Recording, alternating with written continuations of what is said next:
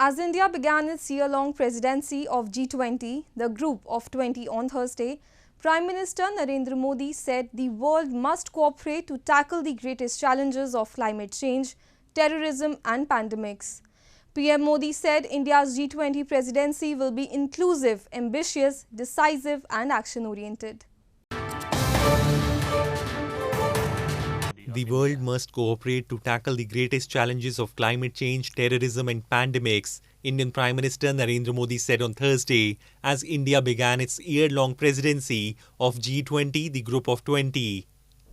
Today we do not need to fight for our survival. Our era need not be one of war.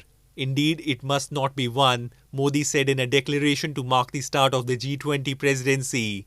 Today, the greatest challenges we face can be solved not by fighting each other, but only by acting together, he said, adding, as in our own families, those whose needs are the greatest must always be our first concern.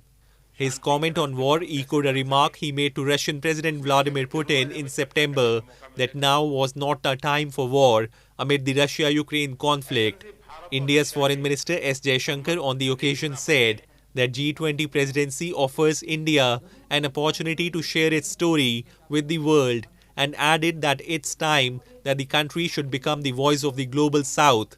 India has said it would aim to depoliticize the global supply of food, fertilizers and medical products so that geopolitical tensions do not lead to global disruptions. As the mother of democracy, India's G20 presidency will be consultative, it will be collaborative, and it will be decisive. Having noted that, we must also recognize that the global order today is not truly reflective of the state of the world. G20 members agreed at last month's summit in Indonesia to pursue efforts to limit the rise in global temperatures to 1.5 Celsius, including phasing down unabated use of coal. India, the world's second biggest consumer of coal, said it would prioritize a phased transition to cleaner fuels and the slashing of household consumption to achieve net zero emissions by 2070 to meet its decarbonization pledge.